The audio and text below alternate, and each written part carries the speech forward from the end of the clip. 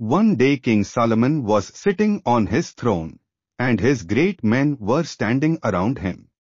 Suddenly the door was thrown open, and the Queen of Sheba came in. "O king," she said, "in my own country, far, far away, I have heard much about your power and glory, but much more about your wisdom. Men have told me that there is no riddle so cunning that you cannot solve it. Is this true?" "It is as you say, O Queen," answered Solomon. "Well, I have here a puzzle which I think will test your wisdom. Shall I show it to you?" "Most certainly, O Queen."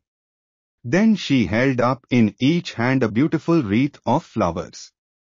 The wreaths were so nearly alike that none of those who were with the king could point out any difference. "One of these wreaths," said the queen, "is made of flowers plucked from your garden. The other is made of artificial flowers, shaped and colored by a skillful artist.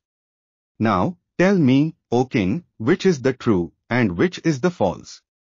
The king, for once, was puzzled. He stroked his chin. He looked at the wreaths from every side. He frowned. He bit his lips. "Which is the true?" the queen again asked. Still the king did not answer.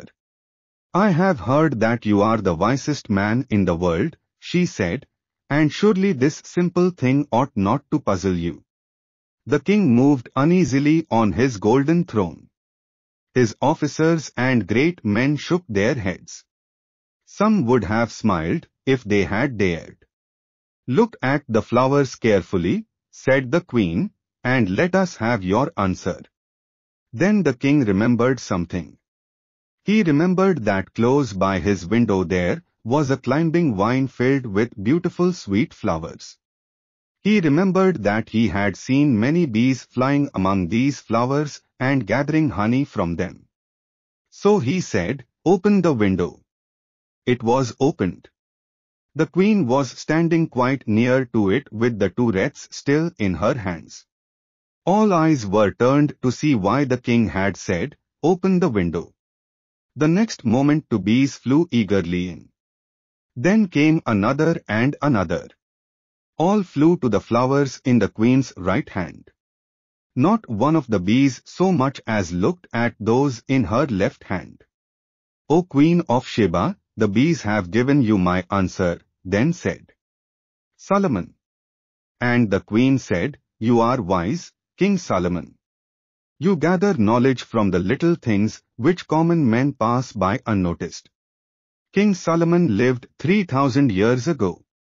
He built a great temple in Jerusalem and was famous for his wisdom.